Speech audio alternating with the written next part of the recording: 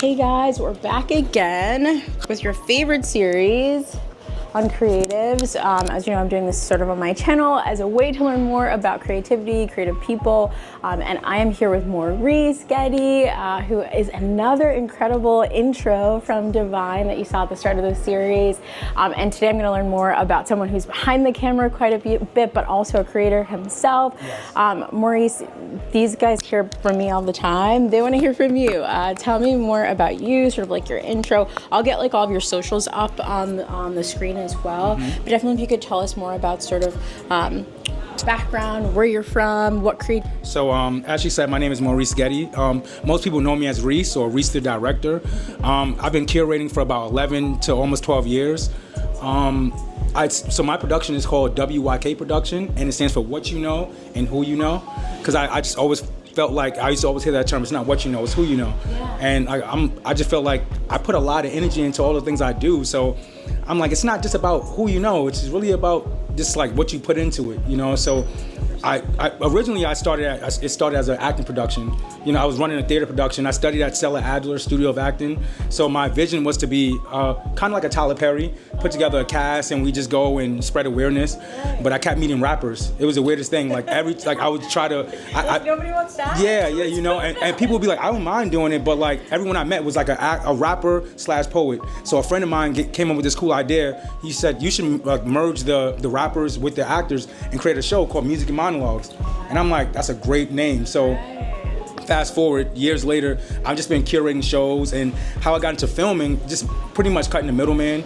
You know, like it's so expensive having someone, you know, film your shows for you. So I just decided to pick up the camera myself, and just doing theater. I don't really like being on in front of the camera. I like being behind the camera. So most people don't really get to see me. But what inspires me, I love a live performance. So I guess like being in the theater world, I love like a live show, like just watching street performers. Like coming out on 14th Street was like perfect, because like I don't really get to see the 14th Street area, but I know they do like the ciphers, and the hip hop scene is like over there. So I love a live performance. So any way I can put artists on the stage and create a platform, like I want to be a part of it. Oh, it's amazing. Yeah. Oh, thank you so much, Maurice. Already I feel like you're such an inspiration in terms of what you've been able to create. Tell me more about that. What are some of your favorite artists starting out, sort of like who I guess inspired you to keep going with respect to this? And how do you meet new artists? Like, what does the curation process for your shows involve? And for folks who are looking to get into the space of creating shows, where should they start? Okay. So favorite artists for me, I'm kind of old school, so I like their Tupac, Biggie, Bone Thugs and Harmony. You know, those are my go-tos. I'm a super R&B head. I love anything old school R&B, like Boyz II Men, Bobby V, Donnell Jones. Like I love all of those guys, and I'm really inspired by like Nick Cannon.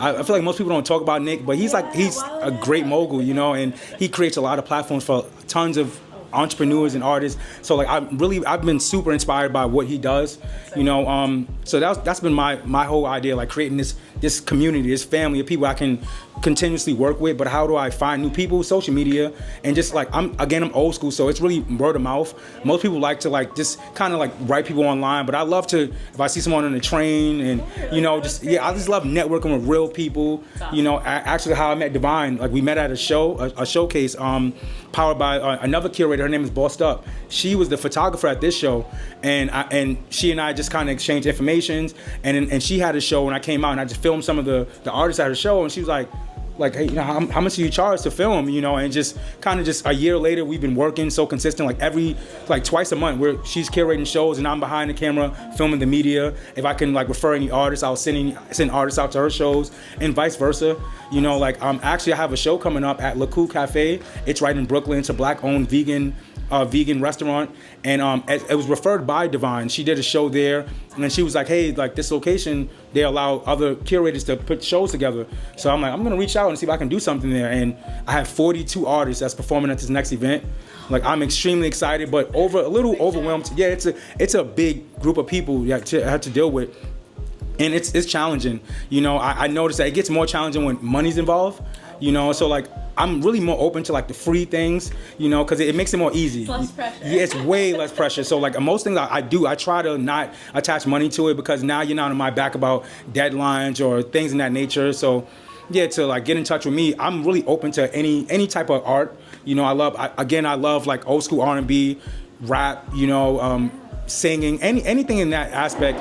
I try to book poets. It's kind of hard to find a lot of poets, because poets want to be amongst poets.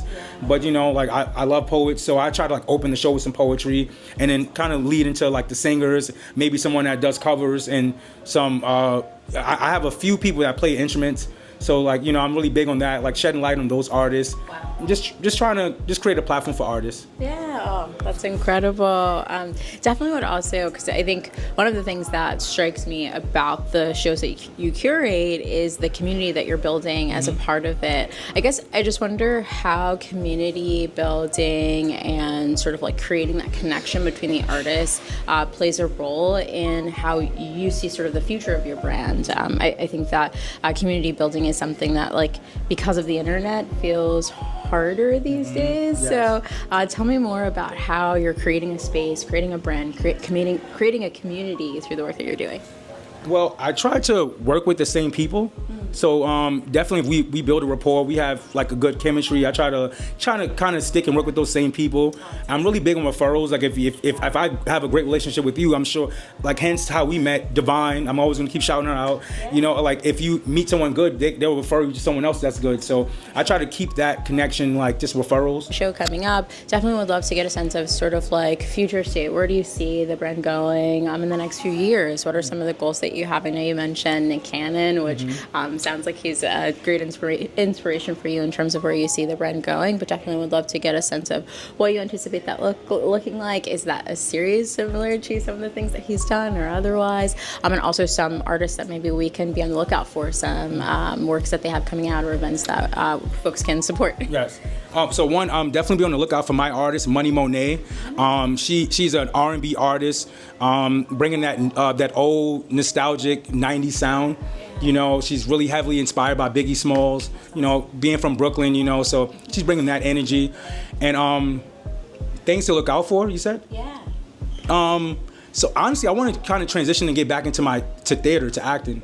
You know, I've been doing this for a while, curating shows, but like I said, originally I wanted to create a theater production, kind of like Tyler Perry. You know, I have the same cast and we tour around with the same show and the same production. So I really want to get back into acting. You know, it's so weird. Like every time I'm like, because I was working on a play. So I have this play I'm working on. It's called The Domestic Violence Project. You know, and just pretty much spreading awareness on domestic violence. But I keep meeting rappers, and I keep getting kind of pulled into, hey, would you film my show? And it's like, damn, I'll put that on hold. Let me film this next show. Let me do some mic drops. So just any way I can stay proactive with doing showcases and everything in the music world. But I really want to get back into acting. That's like really my goal. Yeah. Well, definitely, if you're an actor, reach out to Maurice. Yes, sounds like looking for more actors, looking to get more involved in that. So definitely, I would recommend folks to connect with you, but also for the events that you have coming up, definitely we'll share some of the flyers and everything that you have on the channel as well. More to come for sure. Many of the artists that you'll see on my channel, Maurice has either worked with, found, or else otherwise. My boy Arthur. Yes, Arthur, I have already. We met like 11 years ago, and so Arthur and I, that's a good friend of mine. Like anytime I have a show, or same with Divine when she has a show, he's like the first person you put on the list, because he's very supportive. He's always going to show up and like bring that great energy. But I met him at a studio. Like he was leaving the studio. I was coming into a studio with another artist I was working with at the time, and his music was like still playing as he was leaving out. And I'm like, yo, that's you, bro. Like, and it was funny how we connected, because he sounded like The Dream, and it made me feel kind of dated, because he didn't know who The Dream was at that time. He's like, who is that? I'm like, you don't know who The Dream is? Like, what? Yeah, you know, I felt old, like, you don't know The Dream. So then we connected from there, and it's like, just from there on out, we've been connected since then. You know, so anytime I have anything going on, I was living in Connecticut for about 5 years. And I moved back to Brooklyn, and I was just on the train one day, and I'm always like looking for, like, I love those guys that dance on the train. Not anymore like I used to. It's more like, give me money. It's so forceful now. Before, you really got to see the creativity and the art, and I used to be like, I love what they're doing. It's a little different now, but just being on the train, just looking around. And I see my boy Arthur just chilling. I'm like, yo, Art, and then we just connected from there, and we've been tapped in ever since. Oh, that's amazing. Yeah, Arthur's great. If you haven't watched his interview, it's incredible. Oh, you guys interviewed already? Yes, we have. Nice. We chatted about quite a few things. Many of the things that you've mentioned, sort of, he's excited to be a part of as well. Channel, and more to come. Yeah, of course. Watch the channel, subscribe. Yes, like, comment, subscribe. Thanks.